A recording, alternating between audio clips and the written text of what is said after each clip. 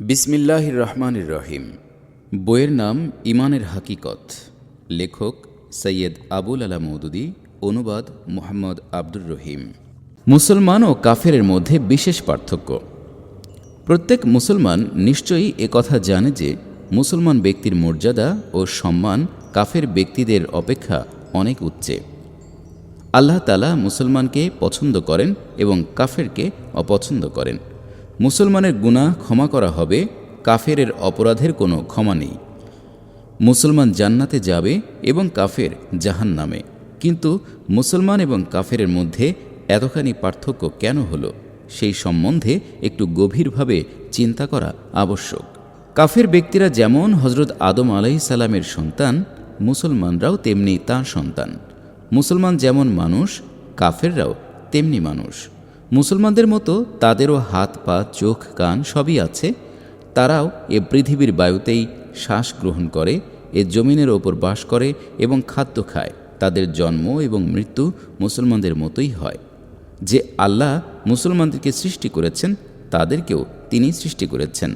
তাহলে মুসলমানদের স্থান উচ্চে এবং তাদের স্থান নিচে হবে কেন? মুসলমান কেন জান্নাতে যাবে আর তারা কেন জাহান্নামে নিক্ষিপ্ত হবে? এ কথাটি বিশেষভাবে চিন্তা করে দেখা আবশ্যক। মুসলমানদের এক একজনের নাম রাখা হয়েছে আবদুল্লাহ, আব্দুর রহমান বা তদনুরূপ অন্য কোনো নাম। অতএব তারা মুসলমান। আর কিছু লোকের নাম রাখা হয়েছে দীননাথ, তারা সিং, রবার্টসন প্রভৃতি। কাজেই তারা কাফের। কিংবা মুসলমানগণ খাতনা করায় আর তারা তা করায় না। মুসলমান গরুর গোশত খায়, তারা তা খায় না। শুধু এটুকু কথার জন্যই মানুষে মানুষে এত বড় পার্থক্য হতে পারে না। আল্লাহ তাআলাই যখন সমস্ত মানুষকে সৃষ্টি করেছেন এবং সকলকেই তিনি লালন পালন করেন, তিনি এত বড় অন্যায় কখনো করতে পারেন না। কাজেই তিনি এরকম সামান্য বিষয়ের কারণে মানুষে মানুষে এত বড় পার্থক্য করবেন এবং তারই সৃষ্ট এক শ্রেণীর মানুষকে অকারণে দোজখে নিক্ষেপ করবেন, তা কিছুতেই হতে পারে না। বাস্তবিকই যদি তা না হয়, তবে উভয়ের মধ্যে আসল পার্থক্য কোথায় তা চিন্তা করে দেখতে হবে। বস্তুত উভয়ের মধ্যে প্রকৃত পার্থক্য কেবলমাত্র কুফরি ও ইসলামের। ইসলামের অর্থ আল্লাহ তাআলার আনুগত্য করা এবং কুফরির অর্থ আল্লাহকে অস্বীকার করা, অমান্য করা ও আল্লাহ তাআলার অবাধ্য হওয়া। পৃষ্ঠা 10। মুসলমান ও কাফের উভয়ই মানুষ, উভয়ই আল্লাহ তাআলার সৃষ্ট জীব, তারই আজ্ঞাবহ দাস। কিন্তু তাদের একজন অন্যজন অপেক্ষা এজন্য শ্রেষ্ঠ যে একজন নিজের প্রকৃত মনিবকে চিনতে পারে, তার আদেশ পালন করে এবং তার অবাধ্য হওয়ার দুঃখময় পরিণামকে ভয় করে। কিন্তু অন্যজন নিজ মনিবকে চিনে না এবং তার অবাধ্য হওয়ার দুঃখময় পরিণামকে ভয় করে না এবং তার আদেশ পালন করে না। এজন্যই সে অধোপাতে চলে যায়। এ কারণেই মুসলমানদের প্রতি আল্লাহ তাআলা সন্তুষ্ট এবং কাফেরের প্রতি অসন্তুষ্ট। মুসলমানকে জান্নাতে দেওয়ার ওয়াদা করেছেন এবং কাফেরকে জাহান্নামে নিক্ষেপ করার ভয় দেখিয়েছেন। এর দ্বারা বোঝা গেল যে মুসলমানকে কাফের হতে পৃথক করা যায় মাত্র দুটি জিনিসের ভিত্তিতে। প্রথম এলম বা জ্ঞান, দ্বিতীয় আমল বা কাজ। অর্থাৎ প্রত্যেক মুসলমানকে প্রথমেই জানতে হবে যে তার প্রকৃত মালিককে, কি তার আদেশ ও নিষেধ, তার মর্জিমতো চলার উপায় কি, কিসে তিনি সন্তুষ্ট হন আর কিসে তিনি অসন্তুষ্ট হন। এসব বিস্তৃতভাবে জেনে নেয়ার পর নিজেকে প্রকৃত মালিকের একান্ত অনুগত বানিয়ে দেবে। তার মর্জিমতো চলবে, নিজের স্বাধীনতা ও স্বেচ্ছাচারিতা ত্যাগ করবে। তার মন যদি মালিকের ইচ্ছার বিপরীত কোনো বস্তুর কামনা করে, তবে সে নিজের মনের কথা না শুনে মালিকের কথা শুনবে। কোনো কাজ যদি নিজের কাছে ভালো মনে হয় কিন্তু মালিক সেই কাজটিকে ভালো না বলেন, তবে তাকে মন্দই মনে করবে। আবার কোনো কাজ যদি নিজের মনে খুব মন্দ বলে ধারণা হয় কিন্তু মালিক তাকে ভালো মনে করেন, এবং কোনো কাজ যদি নিজের পক্ষে ক্ষতিকর বলে মনে হয় অথচ মালিক যদি তা করার হুকুম দেন, তবে তার জান ও মালের যতই ক্ষতি হোক না কেন তা সে অবশ্যই করবে। আবার কোনো কাজকে যদি নিজের জন্য লাভজনক মনে করে আর মালিক তা করতে নিষেধ করেন, তবে তাতে দুনিয়ার সমস্ত ধন সম্পত্তি লাভ করতে পারলেও তা সে কখনোই করবে না। ঠিক এ এলম ও এরূপ আমলের জন্যই মুসলমান আল্লাহ তাআলার প্রিয় বান্দা। তার ওপর আল্লাহ তাআলার রহমত বর্ষিত হয় এবং আল্লাহ তাআলা তাকে সম্মান দান করেন। কিন্তু উল্লিখিত বিষয়গুলো সম্পর্কে কাফের কিছুই জানে না এবং এ জ্ঞান না থাকার দরুনে তার কার্যকলাপও তদনুরূপ হয় না, এজন্য যে সে আল্লাহ তাআলার সম্বন্ধে একেবারে অজ্ঞ এবং তার অবাধ্য বান্দা, ফলত সে আল্লাহ তাআলার অনুগ্রহ হতে বঞ্চিত হবে।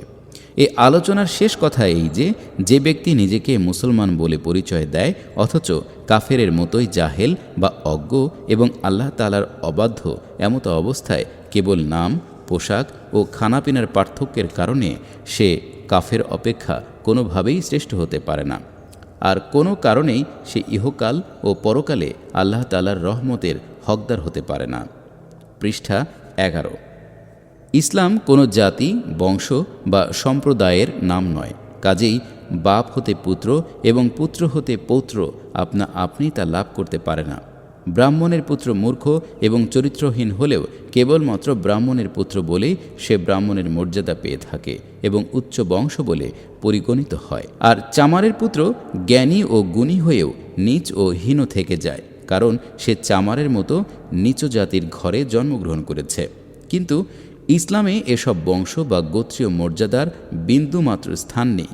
এখানে আল্লাহ তাআলা তার পবিত্র গ্রন্থ কোরআনে পরিষ্কার করে বলে দিয়েছেন, ইন্না আক্রমাকুম ইনদাল্লাহি আতকাকুম, তোমাদের মধ্যে যে লোক আল্লাহ তাআলাকে বেশি ভয় করে এবং সকলের অধিক তার আদেশ পালন করে চলে, সেই তার কাছে অধিক সম্মানিত। হজরত ইব্রাহিম আলাইহিস সালাম একজন মূর্তি পূজারীর ঘরে জন্ম লাভ করেছিলেন, কিন্তু তিনি আল্লাহ তাআলাকে চিনতে পেরে তার আদেশ পালন করলেন। এজন্য আল্লাহ তাআলা তাকে সমস্ত জগতের নেতা বা ইমাম করে দিয়েছিলেন।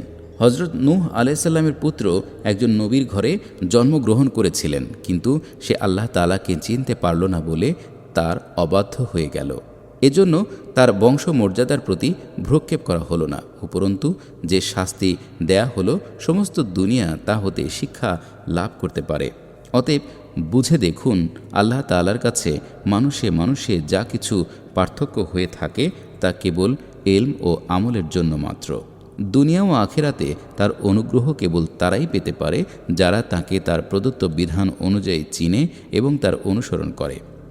কিন্তু যাদের মধ্যে এ গুণ নেই, তাদের নাম আবদুল্লাহ হোক আর আব্দুর রহমান হোক, দীননাথই হোক আর তারা সিংই হোক, আল্লাহ তাআলার কাছে এদের মধ্যে কোনো পার্থক্য নেই। এরা কেউই আল্লাহ তাআলার অনুগ্রহ পাবার অধিকার পেতে পারে না। মুসলমানগণ নিজেদের মুসলমান বলে মনে করে এবং মুসলমানের ওপর আল্লাহ তাআলার রহমত বর্ষিত হয় বলে বিশ্বাস করে, কিন্তু একটু চোখ খুলে চেয়ে দেখুন, আল্লাহ তাআলার অনুগ্রহ কি তাদের ওপর সত্যি নাজিল হচ্ছে? পরকালের কথা পরের জন্যই রইল। এই দুনিয়ায় মুসলমানদের যে দুরবস্থা হচ্ছে তাই একবার খেয়াল করে দেখা আবশ্যক। পৃষ্ঠা 12। মুসলমান বাস্তবিকই যদি আল্লাহ তাআলার প্রিয় বান্দা হতো, তাহলে আল্লাহর সেই প্রিয়জনেরা দুনিয়ায় নানাভাবে লাঞ্ছিত ও অপমানিত হবে কেন? আল্লাহ কি জালেম? নাউজুবিল্লাহ। মুসলমান যদি আল্লাহ তাআলার হক জানত, তার আদেশ পালন করত, তাহলে তিনি তার অবাধ্য বান্দাদেরকে মুসলমানদের দণ্ডমুণ্ডের কর্তা করে দেবেন কেন? আর তাদেরকে তার আনুগত্যের বিনিময়ে শাস্তিই বা দেবেন কোন কারণে? আল্লাহ তাআলা নিশ্চয়ই জালেম নন এবং তার আনুগত্য করার বিনিময় অপমান ও শাস্তি নয়। একথা যদি একান্তভাবে বিশ্বাস করা হয়, তবে স্বীকার করতেই হবে যে মুসলমানদের মুসলমান হওয়ার দাবিতে কিছুটা গলদ আছে। তাদের নাম সরকারি দপ্তরে নিশ্চয়ই মুসলমান হিসেবে লিখিত আছে, কিন্তু সেই সরকারি দপ্তরের সার্টিফিকেট অনুসারে আল্লাহ তাআলার দরবারে বিচার হবে না। আল্লাহ তাআলার নিজস্ব দপ্তর রয়েছে এবং তা সম্পূর্ণ ভিন্ন, কাজেই তার দপ্তরে মুসলমানদের নাম তার অনুগত লোকদের তালিকায় লিখিত আছে না অবাধ্য লোকদের তালিকায় লিখিত হয়েছে তা খোঁজ করে দেখা আবশ্যক। আল্লাহ তাআলা মুসলমানদের কাছে কিতাব পাঠিয়েছেন, তা পড়ে মুসলমানগণ প্রকৃত মালিককে চিনতে পারে, কিন্তু ওই কিতাবে যা লিখিত আছে তা জানার জন্য মুসলমানগণ একটুও চেষ্টা করেছে কি?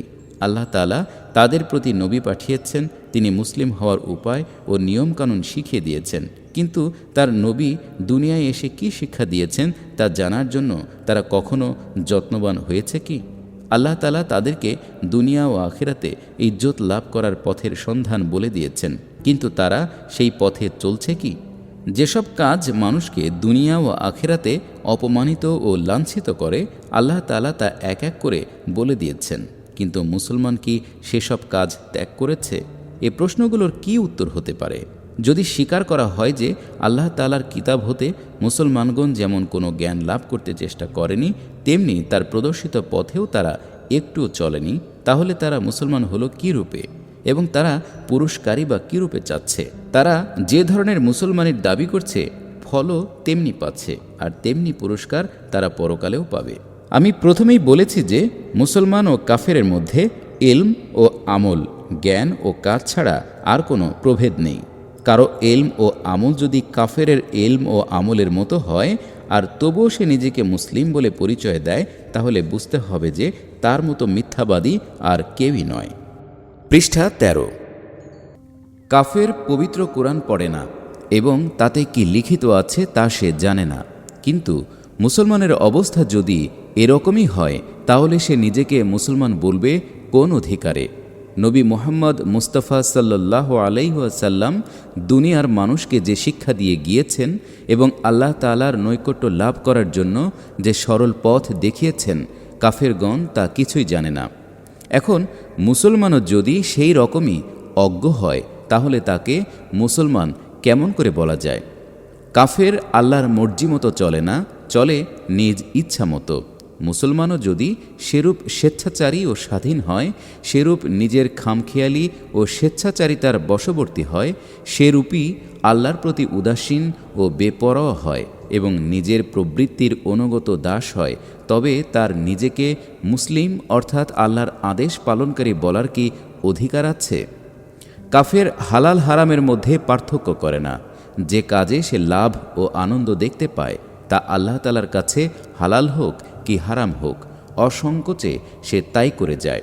মুসলমানও যদি এ নীতি গ্রহণ করে, তবে তার ও কাফের ব্যক্তির পার্থক্য রইল কোথায়? মোট কথা, কাফেরের ন্যায় মুসলমানও যদি ইসলাম সম্বন্ধে অজ্ঞ হয় এবং কাফের ও মুসলমানের কাজকর্ম যদি একই রকম হয়, তাহলে দুনিয়ায় কাফেরের পরিবর্তে কেবল মুসলমানরাই সম্মান লাভ করবে কেন? কাফেরের ন্যায় মুসলমানরাও পরকালে শাস্তি ভোগ করবে না কিসের জন্য? এটা এমন একটি গুরুতর বিষয় যে এ সম্বন্ধে আমাদের ধীরভাবে চিন্তা করা আবশ্যক। এ কথা মনে করার কারণ নেই যে আমি মুসলমানকে কাফেরের মধ্যে গণ্য করছি, কারণ তা কখনো উচিত নয়। আমি নিজেও এ সম্বন্ধে যার পর নেই চিন্তা করি এবং আমি চাই যে আমাদের সমাজের প্রত্যেকেই এ সম্বন্ধে চিন্তা করুক। আমরা আল্লাহ তাআলার রহমত হতে বঞ্চিত হচ্ছি কেন? চারিদিক হতে আমাদের ওপর কেন এ বিপদ রাশি এসে পড়ছে? যাদেরকে আমরা কাফের অর্থাৎ আল্লাহর অবাধ্য বান্দা মনে করি, তারা আমাদের ওপর সকল ক্ষেত্রে বিজয়ী কেন? আর আমরা যারা আল্লাহর আদেশ পালনকারী বলে দাবি করি, তারাই বা সব জায়গায় পরাজিত কেন? এর কারণ সম্বন্ধে আমি যতই চিন্তা করি, ততই আমার দৃঢ় বিশ্বাস জন্মে যে আমাদের ও কাফেরদের প্রতি বর্তমানে শুধু নামেই পার্থক্য রয়ে গিয়েছে। কার্যত আমরা আল্লাহ তাআলার প্রতি অবহেলা, ভয়হীনতা এবং অবাধ্যতা দেখাতে কাফেরদের অপেক্ষা কিছুমাত্র পেছনে নেই। তাদের ও আমাদের মধ্যে সামান্য কিছু প্রভেদ অবশ্যই আছে, কিন্তু তার জন্য আমরা কোনোরূপ প্রতিদান বা পুরস্কারের আশা করতে পারি না, বরং সেজন্য আমরা অধিক শাস্তি পাওয়ার যোগ্য। পৃষ্ঠা ১৪। কেননা আমরা জানি যে কুরআন আল্লাহ তাআলার কিতাব, অথচ আমরা এর সাথে কাফেরের ন্যায় ব্যবহার করছি। আমরা জানি হজরত মুহাম্মদ সাল্লাল্লাহু আলাইহি ওয়াসাল্লাম প্রকৃত শ্রেষ্ঠ ও শেষ নবী, অথচ তার অনুসরণ করা আমরা কাফেরদের মতোই ত্যাগ করেছি। আমরা জানি যে মিথ্যাবাদীর প্রতি আল্লাহ তাআলা লানত করেছেন এবং ঘুষখোরদের ও ঘুষদাতা উভয়ই নিশ্চিতরূপে দোজখে যাবে বলে ঘোষণা করেছেন। সুদখোর ও সুদদাতাকে জঘন্য পাপী বলে অভিহিত করেছেন। চগলখুরি ও গীবতকারীকে আপন ভাইয়ের গোশত খাওয়ার সাথে তুলনা করেছেন। অশ্লীলতা ও লজ্জাহীনতার জন্য কঠিন শাস্তির ভয় দেখিয়েছেন। কিন্তু এ সমস্ত কথা জানার পরও আমরা কাফেরদের মতোই বেপরোয়াভাবে এসব কাজ করে যাচ্ছি। মনে হয় যেন আমাদের মধ্যে আল্লাহর ভয় মাত্রই নেই।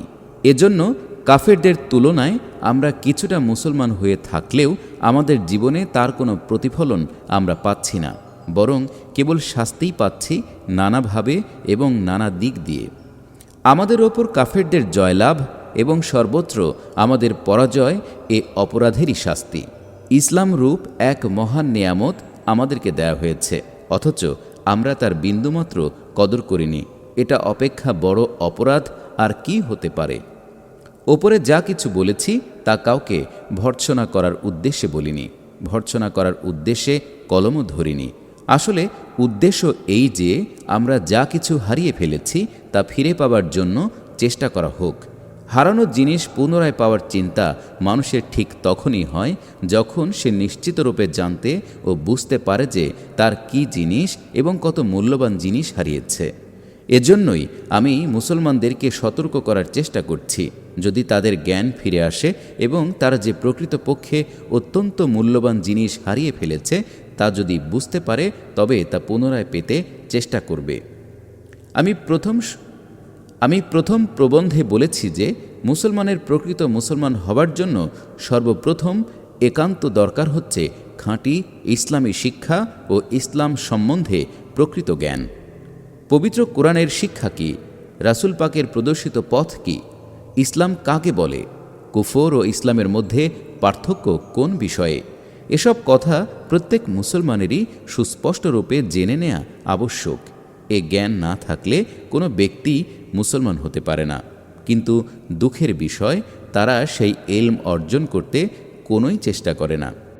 এটা হতে বোঝা যায় যে তারা যে কত বড় নিয়ামত ও রহমত হতে বঞ্চিত সে কথা এখন পর্যন্ত তারা বুঝতে পারেনি। পৃষ্ঠা 15। শিশু কেঁদে না উঠলে মাও তাকে দুধ দেয় না। পিপাসু ব্যক্তি পিপাসা বোধ করলেই নিজেই পানির তালাশ করে, আল্লাহ তাকে পানি মিলিয়ে দেন। মুসলমানদের নিজেদেরই যদি পিপাসা না থাকে তবে পানি ভরা কূপ তাদের মুখের কাছে আসলেও তাতে কোনো লাভ নেই। ইসলাম সম্পর্কে অজ্ঞ থাকা কত বড় এবং কত ভীষণ ক্ষতি তা তাদের নিজেদেরই অনুধাবন করা উচিত। আল্লাহ তাআলার কিতাব তাদেরই কাছে মজুদ আছে, অথচ নামাজে তারা আল্লাহ তাআলার কাছে কি প্রার্থনা করে তা তারা জানে না। এটা অপেক্ষা দুর্ভাগ্যের কথা আর কি হতে পারে? যে কালেমা পাঠ করে তারা ইসলামে প্রবেশ করে এর অর্থ পর্যন্ত তারা জানে না। এই কালেমা পাঠ করার সাথে সাথে তাদের ওপর কি কি দায়িত্ব এসে পড়ে তাও জানে না। বস্তুত একজন মুসলমানের পক্ষে এত অপেক্ষা ক্ষতি ও দুর্ভাগ্যের বিষয় আর কিছুই হতে পারে না। ক্ষেত খামার নষ্ট হওয়ার পরিণাম যে কি তা সকলেই জানে। ফসল নষ্ট হলে না খেয়ে মরতে হবে তাতে কারো সন্দেহ নেই, কিন্তু ইসলাম সম্পর্কে অজ্ঞ থাকার পরিণাম যে কত ভীষণ ও ভয়াবহ সেই কথা তারা অনুভব করতে পারে না। কিন্তু এ ক্ষতির কথা যখন তারা অনুভব করতে পারবে তখন তারা নিজেরাই এ ভীষণ ক্ষতির কবল হতে বাঁচতে সচেষ্ট হবে। তখন ইনশাআল্লাহ তাদেরকে এ ক্ষতি হতে বাঁচাবার ব্যবস্থাও করা হবে।